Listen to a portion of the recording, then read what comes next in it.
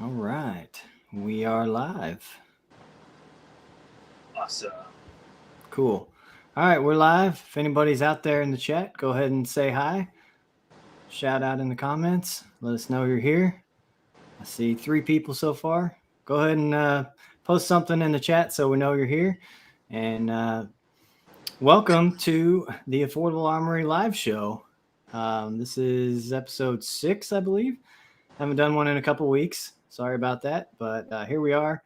I am super excited about the show today. Guys, get your questions ready about suppressors because this is the guy who has the answers. Please welcome my guest, Kevin Kinzer from GSL Technology. What's up? So, Kevin, tell us a bit about yourself, what you do in the industry. Sure. I grew up in northern Indiana, Michigan area, and maybe 6 years ago, I got tired of shoveling snow, so I moved down to Augusta, Georgia, and I've been down here loving it. I've always been into firearms. I was in Boy Scouts. I'd done a lot of shooting with my parents, but never anything competition, nothing crazy. And maybe 4 years ago, I started working with GSL part time doing suppressor sales, and it's just been a rabbit hole you can't get out of. Yeah. Well, cool. So we actually met. Let's see, back in it was March, right? At March, the Palmetto State Gathering. Yeah, exactly. So, and guys, if you haven't seen it yet, I did do a video on Monday about one of the suppressors that I ordered from him. And I say one of because I did get 2, and so there will be more videos coming. So, having said that, why, Kevin, would someone want to get a suppressor? So suppressors are very different than the movies portray them, right? There's a lot of myths in suppressors. A lot of people somehow think that the ATF can kick down your door because you have a suppressor. And that's not true. Some people think that they're completely illegal, and that's not true either.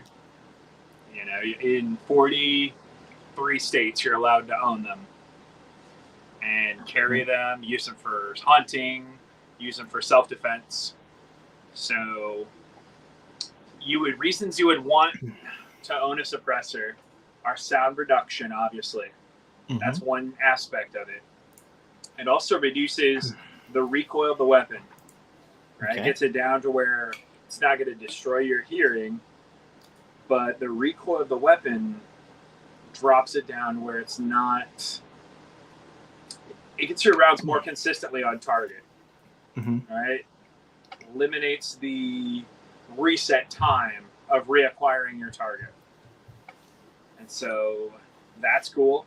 It's better for training new shooters, right? So that they learn safely, right? Suppressors are safer because if your recoil is reduced and the scare factor, the muzzle flinch is reduced, that's going to be safer for training someone because they're not anticipating that that shock. Sure. So those are a couple of reasons. Yeah. Right? Which is people like them because they're fun. Yeah. Oh, that's the other reason. Yeah, absolutely. Just because they're fun, they're cool. But you mentioned a lot of stuff that people don't think about is the practical reasons to conserve hearing, to teach someone who might be afraid of firearms because it reduces that noise level. It's more controllable because it reduces the recoil. That's probably a big one that a lot of people didn't realize is all those gases are being expelled differently when you add that suppressor on there. Of course. Michael Dunn wants to know what is GSL. So go ahead and tell us about your company there. So GSL is not a new company, right? We were founded in 1985, and we have over 40 models in current production. Right? It stands for Greg Latka. He's the original patent holder for the Bilock quick disconnect, for the retention system for direct thread suppressors that stop them from walking off, and lots of other stuff in the industry. So since 1985, they've been building suppressors in Jackson, Michigan, and have an incredible product line. Right, so yeah, kill that. So you guys are a little bit. That's a little better. You guys are one of the, I guess you're a lesser known suppressor company, but really people should know who you are, without realizing it. Yeah. So GSL does a lot of private label machining, private label manufacturing, where we'll build a suppressor for XYZ arms, and then they sell it as their product, right? And so it's not something that we publicly advertise, but we do build suppressors for 9 companies in the industry right now. Wow, that's pretty cool. A lot of suppressors that you may have already shot, may already have at your shop, may have heard of already, were likely built at GSL's facility and then stamped with that name on it and shipped to that company as sold as theirs. For example, we built every single Gemtech suppressor prior to 2016 in our manufacturing facility. We would write Gemtech on the outside of it and then ship it to be distributed under the Gemtech name. Yeah. So which and for the viewers out there, that is actually a fairly common practice in the industry, as outsourcing manufacturing. A lot of AR lowers are that way. There's only like, was it 3? You know what I'm talking about? There's only 4 different forges. Yeah, that make all the AR lowers in the entire country. So, and it's the same with like pistol slides. There's a couple of companies that manufacture pistol slides, and then they send them to other companies who rebrand them and say, check out our slide. And so, yeah, it's a fairly common practice in the firearms industry. Definitely. But that's a reason why you wouldn't have seen the GSL branded suppressor necessarily, because prior to 2016, we were doing all of Gemtech's production. So, yeah, very interesting though. We've got a lot of niche market suppressors. Right? We build one for the Sten, the 76, the MK760, and what else? We build the smallest suppressor in the world. This little guy. Oh wow! Is the Pillbox 22 suppressor. Yeah. All right, it's developed for 22 long rifle. Yeah. And it's smaller than a film canister. Wow. It's on your keychain. That sucker is tiny. So that's cool, but we have an entire product line. We build suppressors for 5.7, 223, your AR-15s, of course. We build them for 6.5, 338, 416, 375 Chi-Tac, and everything in between. Yeah, that's cool. So what suppressor should someone get? Like, what would you recommend for a first suppressor, someone who's never got one? Would you say a 22 suppressor or a multi-cal, or what would be your suggestion? I would start with the multi-cal, or actually, there we go, getting my thoughts. I would start with a 22 can. Right? 22 is super affordable. It's definitely a very common entry point into suppressors. This suppressor here is one of them that you have, right? Yeah. The Woodland 22 suppressor. It's user serviceable, and it weighs 2.7 ounces. Wow. So it's super lightweight. It's made of 70-75 aluminum and titanium, and is absolutely incredible for a 22 Magnum, 17 HMR, 22 long rifle. Oh. And see, that I didn't know. Great. So all the rimfire cartridges then? Pretty much. I didn't know it worked with the 22 Magnum too. That's cool. It does indeed. Yeah. So super affordable, right? The MSRP is currently $317, $318. Right? Yeah. So that's awesome. Yeah. See, and that was the next topic was let's just get the cat out of the bag, because I think that's another thing that people think is, suppressors are expensive, so I'm never gonna buy one. Sure. And until I met you, that was my mentality. Like, man, like right off the bat, you got to pay $200 to the government on top of whatever you pay for the suppressor itself, and have your normal transfer fee at your FFL, and do a whole bunch of paperwork. And I was like, who wants to do that hassle, right? Plus the ATF can kick down your door. Yeah. So are they actually affordable? Definitely.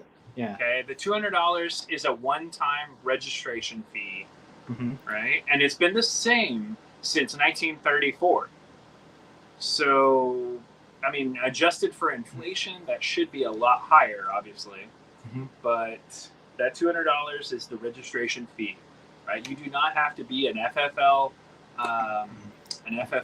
SOT owner in order to have a suppressor, right? You can own one as a private individual, and it gets transferred to you on the Form 4. It costs $200. That's the ATF fee. Yeah, very interesting. Mike had asked if that's user serviceable. The Woodland is definitely user serviceable. It comes with a disassembly tool included, and the front cap pops off. Right? So super simple. Yep. Yeah, and MC just answered that question. Serviceable means you can disassemble it and clean the individual components. Because some suppressors are a whole piece, and what you have is what you get. There's no taking it apart and cleaning it like a gun. But your suppressors are serviceable to where you can clean the individual baffles and stuff. That's correct. So 22, we've got some that are fully welded and some that are user serviceable. So it just depends on what you're looking for, what calibers. Most of our 223 and 308 suppressors are not user serviceable, right? Because as you get into higher bore and higher pressures, it generally blows the junk out of the suppressor. Right. Let's see. So we kind of touched on this a little bit. How do you actually get one? So you need a letter from Congress. Yeah. You need a drop of blood from a unicorn. Right. I mean, it feels that way, right? You have to give up your firstborn child. So the entire process I've got spelled out online. Let's see if I can open up.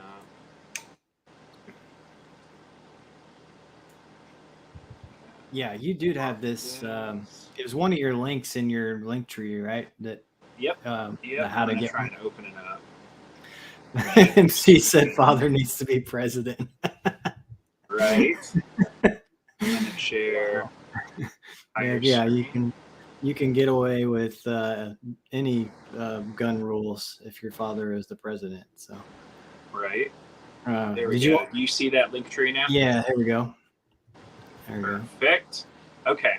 So to get to this page, if you go to bit.ly/GSL links, okay, that gets you out to my link tree page, and here you see it. And this has our YouTube, Instagram, social media, everything. And it also has the process of getting a suppressor.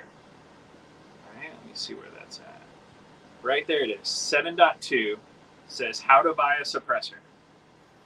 Okay, so if you go there, click on 7.2, it opens up a document that I created that spells it out for you.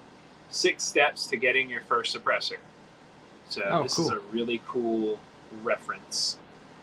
And out here, you'll see the first step obviously is to choose the model that you want. And then you place the order with the gun shop, with me, with GSL.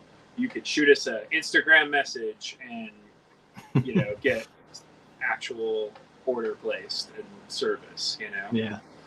So then the next step after you place that order is to process a payment for it. Right? And then the suppressor will get billed if it's not already. It'll get transferred through ATF to the dealer. Right? It gets shipped to them. And then after the suppressor arrives at the dealer, you go in there, you fill out the paperwork, the background check, you write that $200 check to the ATF, and then you get fingerprints and passport photos and all kinds of stuff that gets submitted to the ATF. Right? Then you wait. Yep. Right? Then once it's approved, the ATF sends the approval back to the dealer. Yeah. And it arrives there. The dealer says, all right, John's suppressor is approved. He can take it home.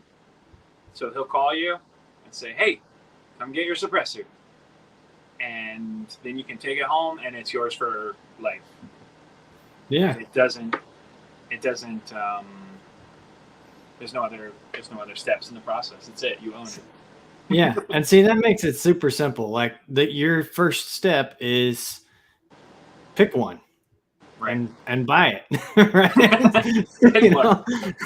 Just choose one. Which one do you want? Okay, cool. Give us your money. That sounds very simple, but sometimes that's the hardest part. Yeah. No, I mean, I'm with you. Like you can go, on a website all day and be like, which one do I want? And then you're like, okay, but now how do I buy it? And it's right. Like, no, you just pick one. Like, that's the one I want. And then you pay for it. And that starts the process. Right. Which, very interesting.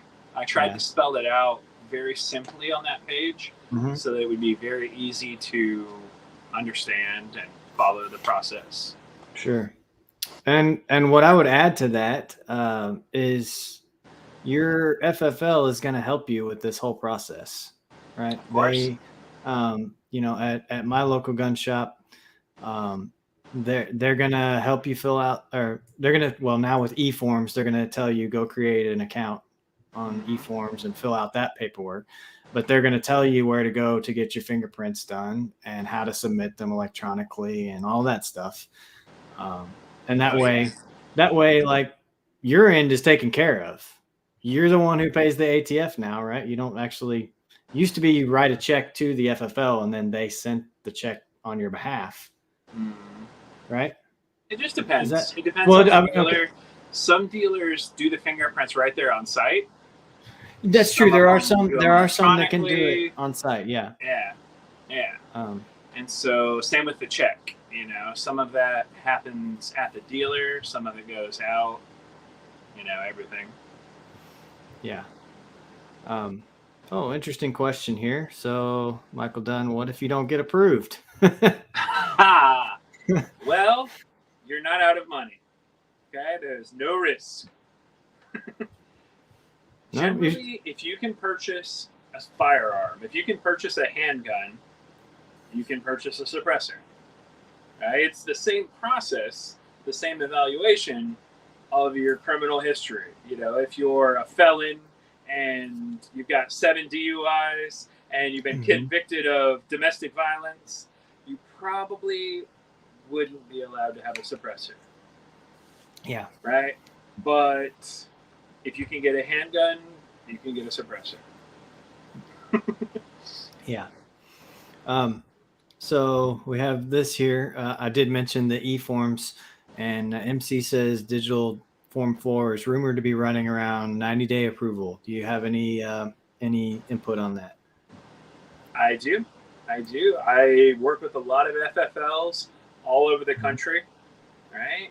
And I don't have a specific region. So I've worked with FFLs in Alaska and Maine and Florida. And I've got some feedback as to what times they're seeing for approval. The fastest one I've seen was 8 days. I heard about that. Yeah. All right. Yeah. I've seen them at 23, 25. I've seen them at 35. And I've seen some that are at like 95 days to get approved. So it really just depends on who's working at the ATF. And, I always attribute it like this. I think that if they hire a new guy and he doesn't know that he's supposed to sandbag the process, he might accidentally approve one early. And, and that's why we saw that in day one. Yeah, it was his first day. Oh, let me see, approve. And then he got yelled at. Yeah, don't do that. But yes, I would say that the 90-day target is definitely something. It's definitely something that they're looking at. I think within a year they're trying to target 30 days. Yeah. But honestly, I feel like 30 minutes is an infringement. If you can get a handgun over the phone with a background check in less than 30 minutes and bullets and actually shoot something, you should be able to get a suppressor a lot faster. So if you write your congressman and tell them that suppressors should be removed from the NFA, right? The National Firearms Act of 1934 is what really throws all of the procedure into owning a suppressor. Right. In 1934, they added them to the same category of weapons as machine guns. Yep. So the process to get a suppressor is exactly the same as getting a machine gun.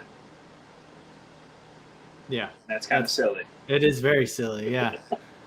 Any I mean probably not, but any word on the Hearing Protection Act that they were trying to pass? That's probably 2 years ago now, but is that ever going to come back up? 5 years ago. Well, yeah, there's been a couple different versions that they tried to push, but I know you probably follow that type of legislation a lot closer. So any word on anything like that? I do. I kind of look at it a lot like the Texas ruling, right? It's I think it's politicized. Mm-hmm. Like, hey, vote for me. Look what I've done for you. Yeah. Even though they didn't actually pass anything. Mm-hmm. So the Hearing Protection Act, I think it was a political ploy for votes. It was for people to try and get supporters. Like, hey, look what I did. Right. I've done this for you. So I don't really see that having legs in the future. Sure. MC said a minute ago, I bought one, paid for it, and get to wait last August. Still waiting to possess it. 9 months and counting. So unfortunately, MC, you bought one 3 months before they implemented 3 months too early electronic system. And everything I've heard is, if you're in the paper system, just let it go. Like, don't try to retract it and do the new electronic because it'll take even longer. But that is partly why it is only at 90 days right now for the electronic to get approved, is because they still have a backlog of paper forms that they're trying to work through. Once they get through all of the old paper forms, it will get even faster than the 90-day window. Like you said, hopefully 30 days is what their goal is. Right. Because it's data entry, If you enter all the data and all the addressing and everything in for them, and all they have to do is hit approve, it shouldn't take nearly as long as them looking at a sheet of paper and then typing it manually, Yeah. But yes, very interesting. I think that your electronic one is probably going to get approved first. Yeah, that's exactly what I was going to say. Yep. The one you bought last week will get there before the one electronic you bought last filing year. process, that started January. Towards the end of January, they started really rolling that out. So all suppressors that were submitted with that electronic method after January 15th, whatever it was, are going through that electronic process. It's a little bit simpler. Yeah. So I think as that gets streamlined, we'll see less of an infringement on our rights. And that'll be great. Yeah. Well, let's see. What else do we got here? What did Michael say about the paperwork? He said, I know Silencer Central. Oh, does GSL help with the paperwork? Yeah. So, Okay. I don't know if you've heard of Silencer Central, but they have this thing where they have. basically do everything for you, and they claim they'll ship it to your door instead of an FFL. I have. I've actually sent suppressors to Silencer Central, and then they sold them to their customers. Okay. So how does that work? Silencer Central essentially a dealer. Okay, they're a dealer that has a location in almost every state. Okay, and they have a variance from the ATF that allows them to ship suppressors straight to a customer's house. And that's cool, but it's not really for me.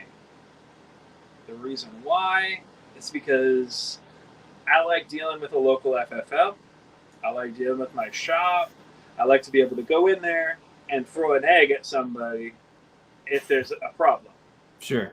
You know, it is really cool that they ship them to your house, but by definition, it's going to take longer because once the approval happens, it goes to them, then they have to ship it, and then it goes to your house. Mm-hmm. So even if everything goes perfectly, it's still going to take longer than walking into your dealer and just ship it to your FFL and go pick it up yourself. Yeah, right. The place I see it being really popular is like Wyoming, Colorado, North Dakota, places that are very remote. Yeah, and you've got to like take a plane, and, right? And, Alaska, to get to your Alaska, right? Yeah. To get to your FFL. Yeah. I could see it being popular there, but if you live in, metropolitan Indianapolis, there's no reason for you to necessarily wait and add additional steps to the process. You know what I mean? Yeah. So they essentially function as a dealer. And so to answer the question, no. Right? The GSL does not directly help with the paperwork going from the dealer to you, because even if you called me and said, hey, Kevin, I want a suppressor. Let's do it. I saw it on Affordable Armory and I'm ready. I still cannot directly process the paperwork to you. Okay? Because I work with the manufacturer. Mm-hmm. We have to send it to an FFL in your state. Even if you live in Michigan, right? We have to send it to an FFL in Michigan, and then they process the Form 4. That goes from the dealer to the individual, right? Yeah. That being said, having done this over and over, if the dealer's having issues with it or they're brand new to the process and they've never done a suppressor before, I can definitely help them in working through the process. Sure. And MC, who has already said he's bought a couple, he's in West Michigan. So go visit Kevin, because oh wait, no, you're in Georgia now. That's right. But aren't they in Michigan though? Isn't the yes, our facility is in Jackson, Michigan. There you go. We're on the east side. Go visit the facilities there, MC. But anyway, he said the last dealer. We don't have a retail storefront area, mm-hmm. but you could feasibly stop in and see one in person. Yeah. He said the last dealer he shopped at was very knowledgeable on all the steps, and they had a selection on hand to view. So that's what I was going to say too, is that, again, so no, GSL won't do your paperwork for you, but your FFL is going to walk you through the process. Right. More than Silencer Central is an FFL. Yeah. They're a dealer. Yeah. Right? They're just a dealer that's in every state. Mm-hmm. So they have a Michigan office, right? And they do the paperwork there and then route it to your house. Yeah. So, yeah. Very interesting question, though. So let's talk about some. Let's see. We'll talk about some myths and some common questions about suppressors. So first of all, like buying as an individual versus buying with the trust. Sure. What are your thoughts on that? So it used to be that a trust was very helpful, right? Because I could purchase a suppressor with a trust and go in and process the paperwork and then add people to the trust very easily, and it was very simple. And the ATF changed that several years ago to where now if you add a new suppressor, you need to have the fingerprints, the passport photos, the background check, all that stuff happens for every person on the trust. Yeah. Every suppressor, which is kind of a pain. Yeah. Defeats the purpose, right? It kind of defeats the whole purpose, right? I don't loan my firearms to people, and I don't loan my suppressors to people, and I don't loan my machine guns to people. And so I've never found a trust to be relevant for me. All of my suppressors are individually transferred to me. Yeah. Right? What a trust does is allow you to loan the suppressor to someone. Right. So if I want to go shooting with you and we go to the same range, you can shoot my suppressor. Right? You can test fire it, you can shoot it to your heart's content. Right. But you just cannot leave with it. I need to have physical control over it. I need to be with you if you're going to have it. Right. So a trust gives that, that allowance. Okay. Trusts are also popular for, what's the word I'm looking for here? Continuity. Right? When you die, there is a certain benefit of having a trust. Because then anyone else that's on the trust can go over to your house that day, pick up your suppressor, and take it home with them. Right. And that's cool. But I'll be gone. So right. So you don't care at that point. So if you pass away and you have your suppressor in an individual paperwork, there's already a process in place for passing that on to the person that's going to inherit them. Yeah. Okay. If I die and in my will I say Justin's getting my suppressors, sure, then which would be nice. Let's make that happen. Then kidding. What happens is the executor of the estate, the person that's executing the will, says, "Hey, get Justin in here. Get him that." They will do the paperwork, right? The Form 5. It's a tax-free transfer, right? And it goes straight to you, right? They'll still do a background check on you, but it's not nearly as intense as the first time you're getting one, and you're paying that $200 and all that stuff. You don't have to pay that tax stamp again. Right. So I think that's where people think that the trust is an advantage, because now they won't have to pay the $200 again, but in reality, they wouldn't have to anyway. Sure. So Michael Dunn asked what exactly is a trust, which you kind of talked about it, but I'll just say it's a legal document, right, that establishes something legally, like I am the legal entity, owner, and also this person can legally possess this, and then you also have to declare, what is it, an executor of the estate or something? Sure. So a trust is it's a LLC. Yeah. Right? It's a group of people that own a suppressor, that own the NFA item. Right. And so you can add people to that group. You can get their fingerprints and their photos and their background check, and all that stuff goes to the ATF, and then you can add a person to the trust. Right. So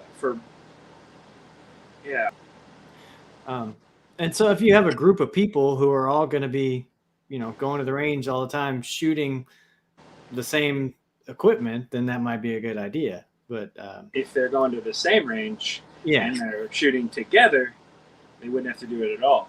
Right. And so you mentioned this when I asked you the question initially, you know, I don't loan my guns to people. I'm definitely not going to loan my suppressors to people. So, for me, it makes more sense to have it as an individual. And then, I will put it in my will who it goes to when I die, Correct. which is another legal document that states this is what happens when I die. You do that in the trust too. You can declare this is what happens to these things when I die. Correct. But you can do that with a will also. Yeah. So Michael asked if the new owner would have to change it into their name. And yes, they will. Right? Mm-hmm. That's part of the process. When someone passes away and the will says, hey, this goes to Justin, they would pass the suppressor to an FFL. That person would then hold it and process the paperwork to get it routed to the new individual. Yeah. So, Basic Trails got a good question. Hi, Basic Trails. Didn't say hi to you earlier when you hopped in initially, but what about a spouse? Do they get to possess it, or do they have to be on a trust or some sort of document? That is a very, very good question. Yes, they would need to be on a trust to take it out of the house by themselves. Okay. I can see where that makes sense, like where that question came from, because it's spousal community property. Yours, mine is ours. Right. But the ATF doesn't consider it that way. If you and your spouse go to a shooting range together, then she can shoot it, you can shoot it with no issue at all. But if this suppressor is locked up in your gun safe at your house and you leave and then the ATF kicks down the door, you're totally fine, right? The issue comes when that person is shooting the suppressor without you. They've got control over it. Yeah, it's so kind of crazy. Yeah. The short answer is no. Your spouse is not natively in a trust with you when you process it as an individual. Right. And then MC said that he bought through Silencer Shop, which is they're kind of like drop ship silencers, right? they're not really. Are they technically a dealer too? So Silencer Shop is also a dealer.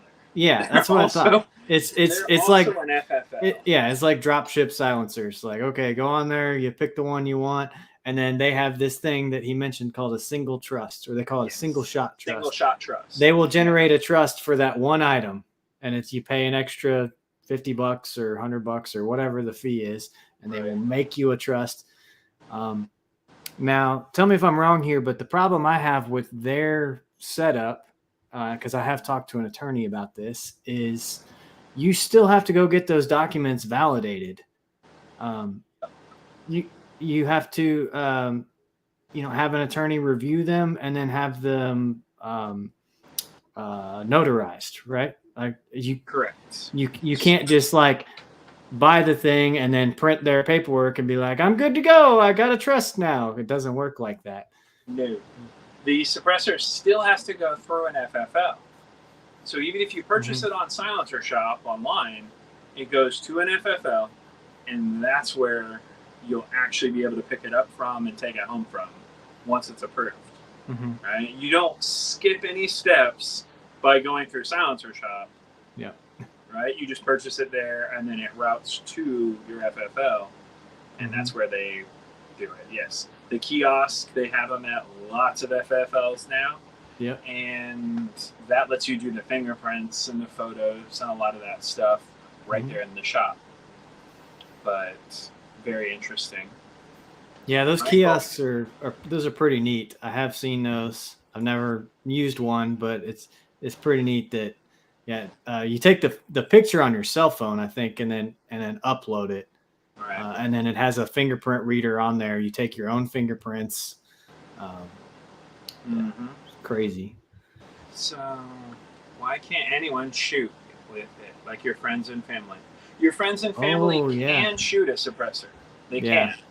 All right, they can shoot your suppressor. You can let them shoot it. You cannot let them take it. Yeah. Okay, it has to be with you. So if you go to the range, you can hand it to your buddy, hand it to your neighbor, hand it to a stranger, and let them shoot it, but they cannot possess it. Mm-hmm. They can't take it on their own to a hunting trip in Wyoming and not be with you. Yeah, well, you can't take it to Wyoming anyway because you have to do more paperwork to do that. But no, so that's another. Do you not have to do that? Is that a myth? No. You don't have to do paperwork to take it across state lines? No, not if that suppressor, not if that state allows private ownership of suppressors. Okay, if you're going to take it into New York, that is a bad day. Okay. New York, California, Illinois, Massachusetts, New Jersey. These are all states that do not allow suppressors, even if you own it legally. Right? But if you're going to any state, not those states, you do not have to file any paperwork at all to drive across state lines with that suppressor. Okay. So let me see. I did not know that. So myth busted, and so you're educating me too. Another myth. Okay, let me see if I can pull up a map. Yeah. Michael Dunn says, while you're working on that, do you have to renew the paperwork after a certain amount of years, like your carry license? Yeah. Nope. Your suppressor gets transferred to you, and then you own it for life. It's just like a firearm. It's just a little more involved process than getting a firearm, but once it's yours, it's yours. Correct. So, I'm going to kick on the screen share again. Yeah, go ahead. Share. Over. Share. There we go. There we go. See the map. So there we go. And let's just do this. There you go. There's your map. Mind you, this is not legal advice. And suppressor laws are definitely subject to change. But as of the printing of this catalog, these states here, Hawaii, California, Illinois, New York, Massachusetts, New Jersey, do not allow suppressors at all. Right. Okay. All of these red states allow suppressors for hunting. They allow them for travel, everything. So if I live in Kentucky, I can drive through Tennessee, Mississippi, Georgia, Florida, all around the country and have my suppressor with me. Yeah. So that's pretty cool. That is pretty cool. So that's another myth of suppressor ownership. Yeah. Okay. Good to know. Like I said, I didn't know that. I thought you had to declare to the ATF, like, hey, SBRs. I'm going from Tennessee. SBRs you do. Yeah. Machine guns you do. Yeah. But if you own a suppressor, it's exempt from that. Okay. How about this? Can you have it on you and travel with it? Definitely. Yeah. Yeah. So, I mean, some states have laws that prevent you from carrying like a weapon with a loaded magazine. You know, there's some states that you're not allowed to carry in regardless. But if you own that suppressor, and you're driving through a state that allows suppressors, you can definitely have that. Right. You know. And MC said he has zero interest in traveling there. I'm 100% with you. I'm with you. No desire to go to any of those places. No, I'm good. So very interesting though. What about some more myths? Like in my video, I talked about it had a 34 dB of noise reduction. So is that hearing safe? Is that and what is hearing safe? Does a suppressor make it like so quiet, like the movies where you can't tell? You know, you're an assassin ninja now because you have a suppressor. Right. So that's another myth of suppressors. Is that they are assassin weapons. Yeah. Okay? And that is not accurate. Okay? A suppressor gets a lot of suppressors. I'm not going to say every suppressor. but a suppressor will reduce the sound down to where it's hearing safe levels, right? Where it gets down where it doesn't destroy your permanent hearing, right? Cause permanent hearing damage. So obviously that depends on where you start at, right? All of our suppressors are rated for sound reduction. So if you fire one bullet and then you thread on the suppressor and fire a second bullet of the same ammo with the same weapon, the same time, that's the reduction you would see between those two shots. Sure. So this suppressor that you're talking about, the Stealth 9mm suppressor, is our most popular selling for a 9mm. It's lightweight. It's made of 7075 aluminum, and it's rated for full auto fire. And it's got your piston mount included. And it does around 33, 34 decibels of sound reduction. So if my original shots were 160 decibels, right, which is average for 9mm, 150, 160 decibels, and then I thread on the can, I would expect it to be 125, 130, whatever that is. Sure. So a lot of manufacturers list a reading that they got, right? They'll say, this suppressor is rated for 112 decibels, right? But it really doesn't tell you, it doesn't paint the whole story for you. Right. Because if I fire this on a bolt action weapon, it's going to be quieter than a semi-auto. Yes. And if I fire it in Miami, Florida, I'm going to have a different sound reading than if I fire it in Boulder, Colorado. Right. Because of altitude, because of humidity, because of the distance from where I'm measuring. Yeah. Right? If I measure at the shooter's ear, if I measure at the muzzle, I'm going to get different readings. Yeah. So that's why we rate our suppressors based on reduction, because it would be the most transparent way. Right. No matter where you're recording from, the reduction is still the same. Sure. So if you rate it for, again, 34 dB of noise reduction, if you started at 160, then you're going to be at 126, hopefully, right? Or but if you started it on average, on average, if you started at 145, that same 34 dB of reduction brings you down a little bit further. So it depends, and that will vary based on, if you're using 115 grain or 147 grain subsonic. It's going to depend on the load that you're using. Of course, the powder, the bullet, everything. There's so much that goes into sound reduction that there's a lot of variables. Yeah, and I think a lot of people probably don't understand that, because you tend to think of decibels like you do temperature outside, like 100 110 degrees, that's really hot, and then 80 degrees is really cold, but or not really cold, but it's cooler, right? But 34 dB of decibel reduction is more of a relative change than a static amount, right? Because it's decibels. So decibels are logarithmic, so that change differs depending on your starting point. Of course. Yeah.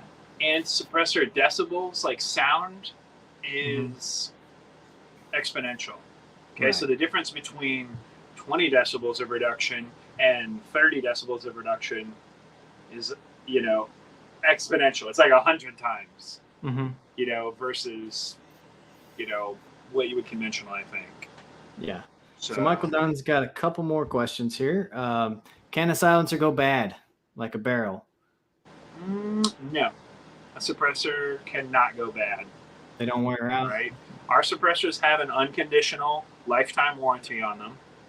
So there's that. And we have some that have been in service for over 20 years, 30 years now. Like, you'll pass a suppressor on to your children, and then, a quality suppressor. Sure. So let me kick my screen sharing back on. Share. All right. So if I go back to this page, this link tree, this public info, Yeah. I tried to really centralize a lot of everything that would be relevant to the customer here. And link number 17, it says GSL's 1 million round suppressor. So if I click on that, let's see what we get here. 1 million rounds. 1 million rounds. Because people ask me this question all the time. They say, what's the service life? What if I never clean it? You know? So let me see if I can get this guy. Michael Dunn, that's you're no need to be sorry. We are loving this. You're keeping the discussion going, and this is absolutely awesome. So keep them coming. Right. Heck yeah, Michael. I really appreciate it. There we go. How can I zoom this?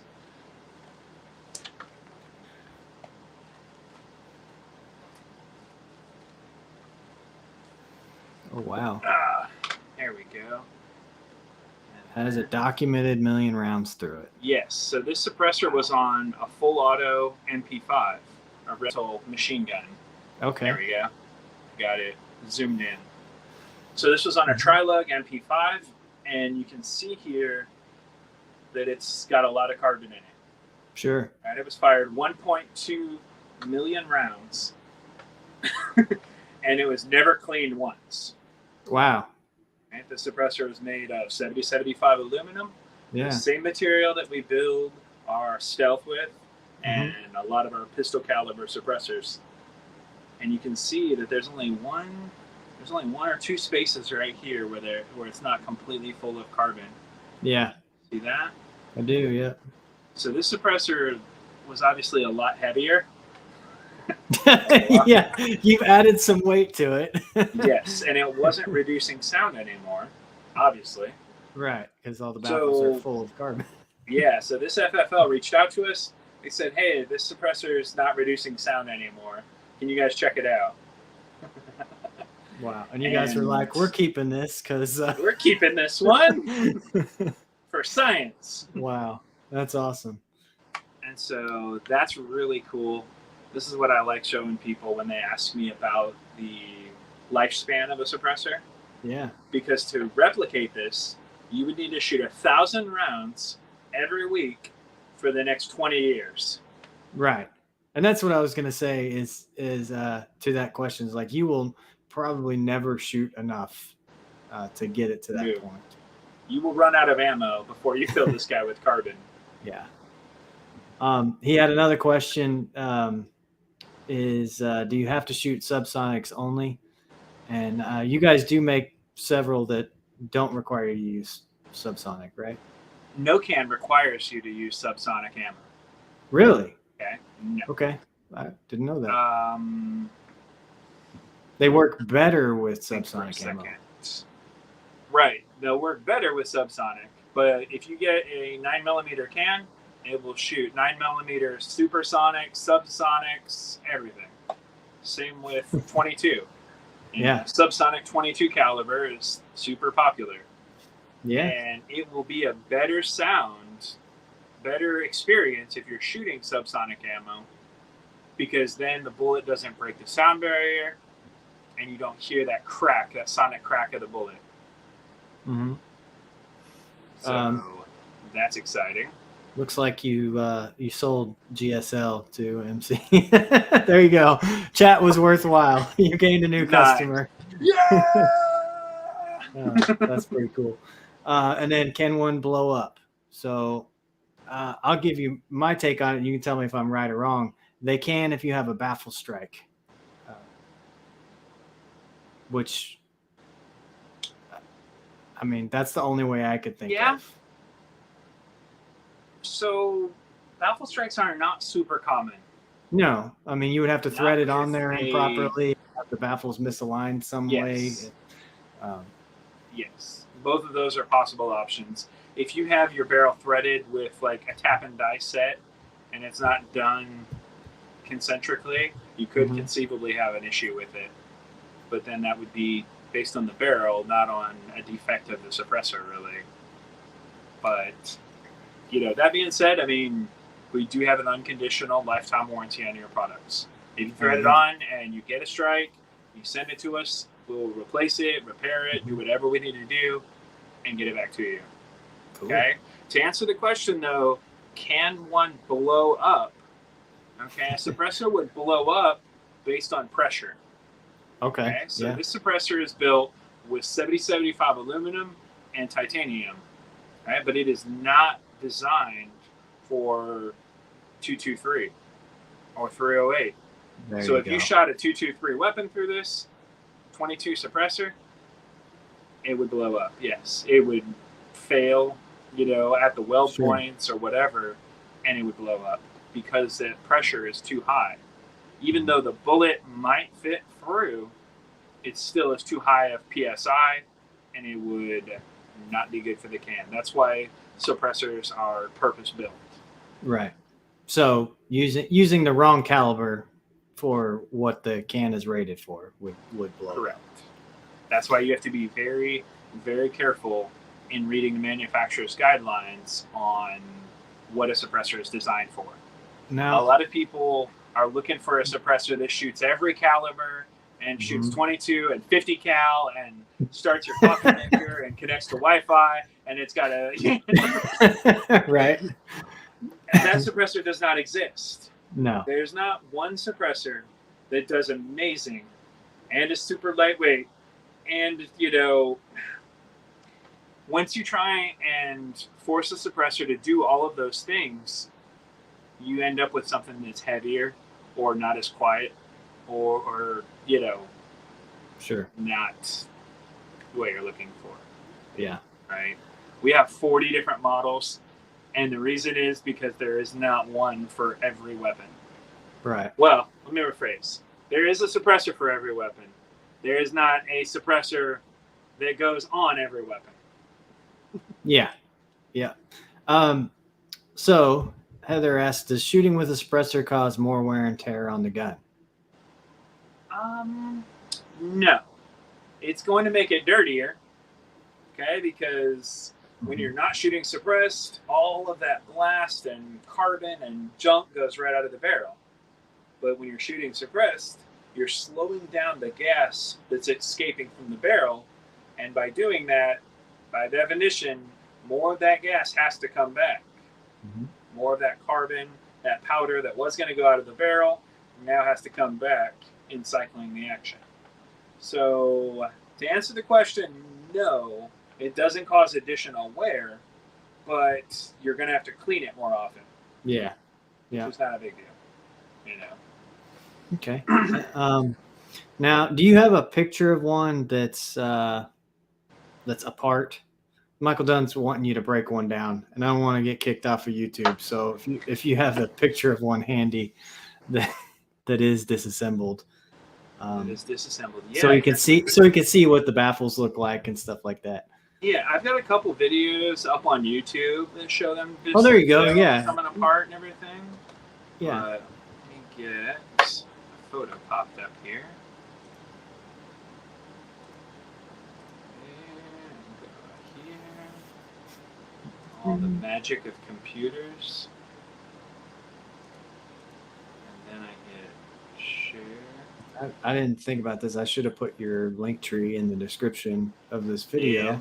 I will do that as soon as we get off of here. That's the first thing I'm going to do is put that in. There we go. Look at that. Oh, there we go. Let me add that to the stream so they can see it. There you go. So there's your baffles on the left side there. On the right side of that picture, Michael, that's the housing. Yep. And you notice how that first baffle right there is a little bit different colored, right? That one's made of titanium. That's the blast baffle that's going to take the majority of the pressure and the blast. And then there's a little tab right here where the suppressors lock together, or where the baffles lock together in sequence. So there's a specific keying sequence that's spelled out in the user's manual. And then the tube just slides right over that, and then your end cap will go on the end. Yep. So that's one of them. Yeah. And that's, they all look a little bit different, but generally that's what the internals look like, right?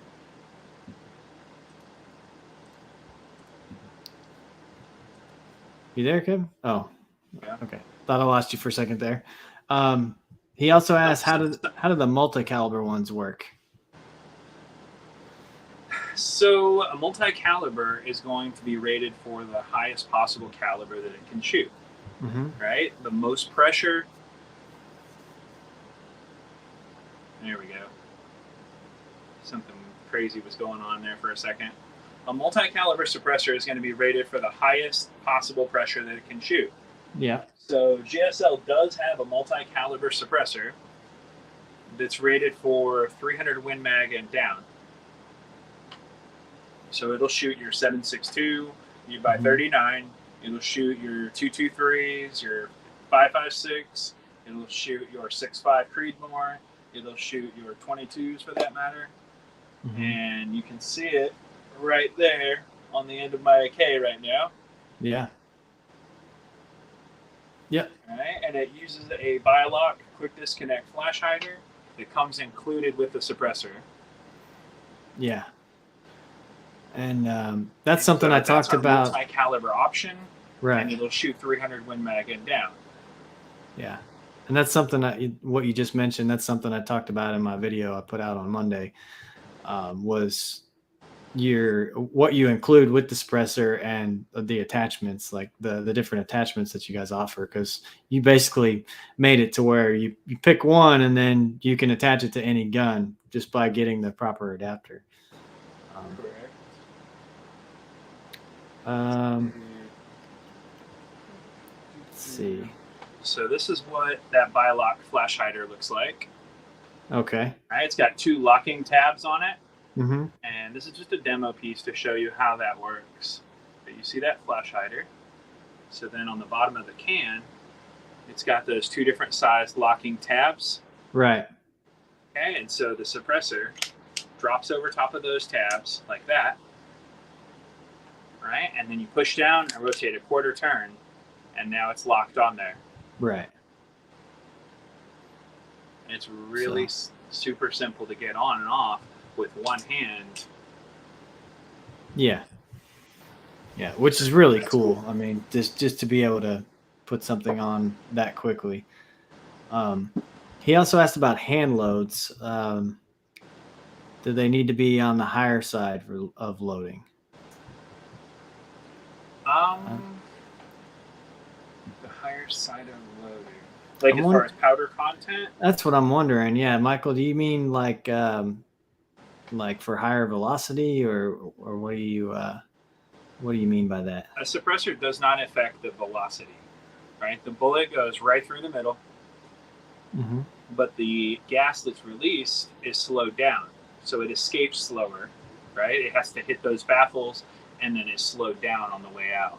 Right. He said hotter loads, so yeah, I guess we would be talking about hotter loads. So yeah, more powder. So yeah, which would translate to higher velocity. So if you get higher velocity, that also means higher pressure. Yeah. Right, which also could potentially be a problem for a suppressor. Yeah. All right. If you have a suppressor that's designed for 9mm, and then you shoot 9mm plus P through it with additional power, it might not be rated that high, right? It might not be designed for that higher pressure. So the short answer is yes, hand loads are acceptable. Right, but it would be conceivably possible to hand load a round outside of the specifications for that ammo. Right. Okay, I could see that. Well, we're actually over the hour mark. Is there anything else about suppressors that you want to address while we're still on here? We've covered a whole lot. We've cleared up some myths, talked quite a bit about your product line, answered questions about how to get one. So anything else that you want to address before we end this here? Yeah, it's definitely a lot of stuff. One thing I want to address for your viewers is a discount. Hey, there you go. Right? If you reach out to me and say, hey, I saw you on Affordable Armory's YouTube channel, Kevin, I want to get a suppressor, I would have no issue helping you with that. And I would be completely willing to offer you 15% off any suppressor that you'd like. Okay? To reach out to me, you can go to that bit.ly/GSL links. Right? That link tree that we've referenced a couple times. Yeah. And at the very bottom of it, it'll have my my business card is on there. My contact info. Gsl links. And I'm going to drop that on the chat for you. Sure. If you want to put that as a comment. Yeah, I'm actually going over to YouTube Studio right now to drop it on there. Yep. There you go. So that anyone who watches this after the fact will be able to see that link. Yep. Get to it. Yeah. Simple. So, MC, Michael, thank you so much for your questions. You guys are rock stars.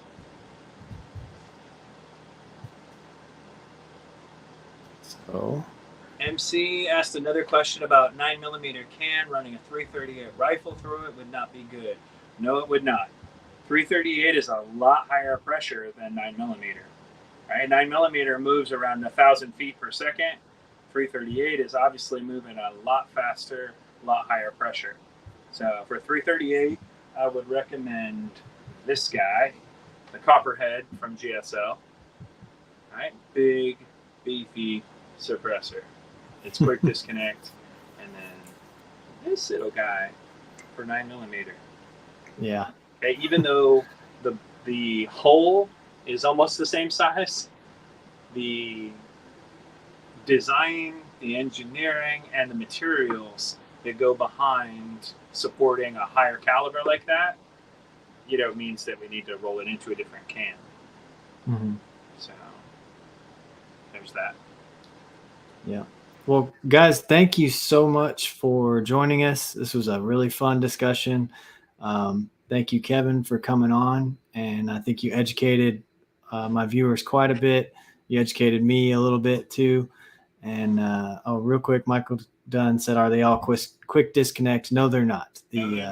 There are direct thread versions. There are different types of quick disconnect as well. Sure. There's QD direct thread mounts for 223, 308. Our direct thread looks a lot like this guy, right? And it has a retention system that stops the can from walking off on you. So we've got these for 6.5 and 223 and, up and down the caliber spectrum. Yeah. Lots of options. Absolutely. So again, thank you guys for watching. This was a really fun chat, and we're going to get off of here. Awesome. So Kevin, thanks for being on. Thank you so much, man. Absolutely. Have a great day, everyone. All right. Take care, guys.